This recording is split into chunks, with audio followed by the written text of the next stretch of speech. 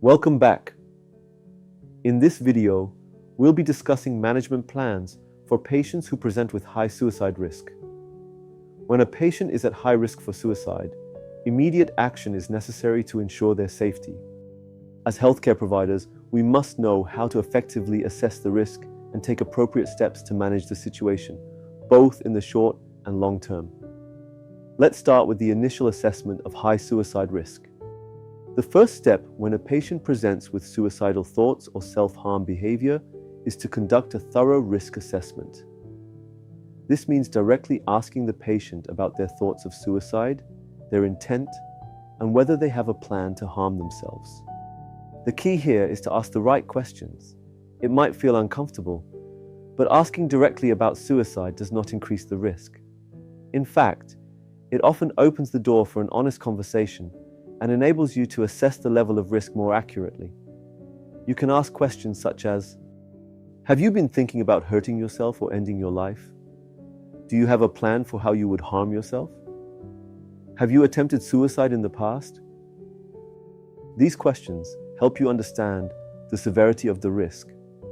For example, if the patient has a clear plan and access to means, like pills or a weapon, they are at a high risk and require immediate intervention. Step 1. Ensuring immediate safety. The first priority when managing high suicide risk is to ensure the patient's immediate safety. If the risk of suicide is imminent, you must act quickly.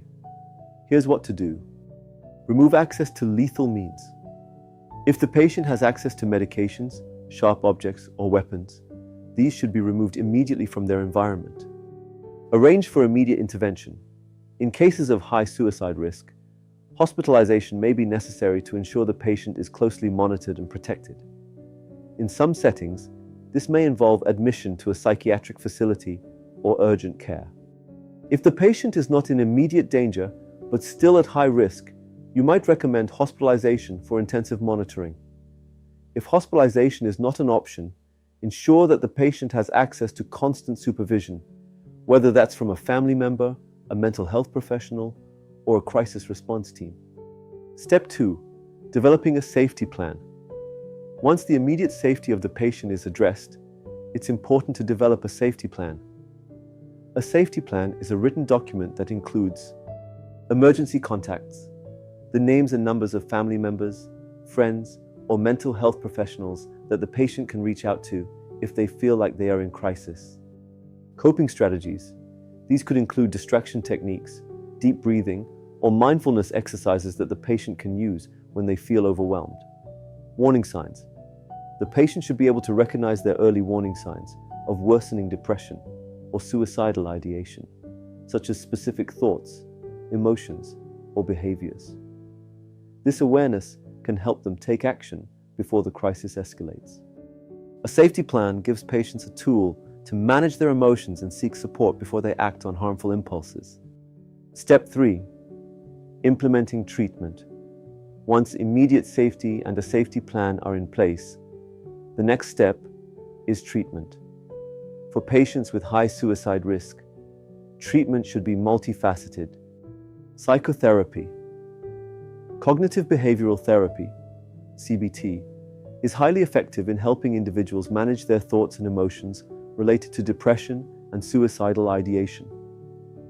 Through CBT, the patient learns to identify and challenge negative thinking patterns and develop healthier coping strategies. Medication. If the patient has not already been prescribed medication, antidepressants like SSRIs, selective serotonin reuptake inhibitors, may be prescribed to help regulate mood and reduce depressive symptoms. If necessary, mood stabilizers or antipsychotic medications may also be used. Crisis intervention. If necessary, crisis interventions like dialectical behavior therapy, DBT, motivational interviewing, MI, or supportive therapy should be used to address the patient's immediate emotional distress. It's also important to address any underlying conditions that might contribute to suicidal ideation, such as substance abuse, bipolar disorder, or PTSD. Step 4. Regular follow-up care. One of the most important parts of managing high suicide risk is ongoing follow-up care. Regular follow-up appointments give healthcare providers the opportunity to monitor progress. How is the patient doing on their medication? Are their symptoms improving? Are they still at risk for suicide? Provide support. Ongoing support is essential to help the patient stay committed to their treatment plan. This could be in the form of therapy, psychiatric appointments, or regular check-ins. Adjust treatment. If a patient's condition worsens or they experience side effects from their medications, the treatment plan may need to be adjusted. Regular follow-up also provides a space for patients to express their concerns, share their struggles, and work through any obstacles they face in their recovery journey. Reflection questions.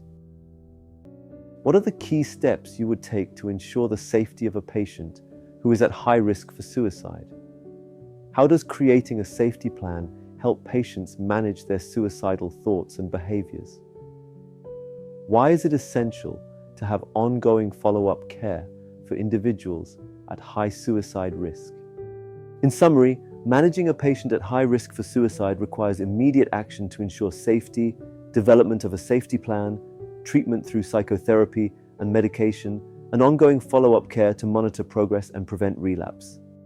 It's essential that we, as healthcare providers, remain vigilant and proactive in identifying and addressing suicide risk to help individuals navigate through their darkest times.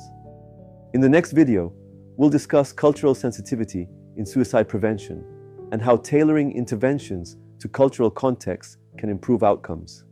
Let's keep it going, and I'll see you in the next one.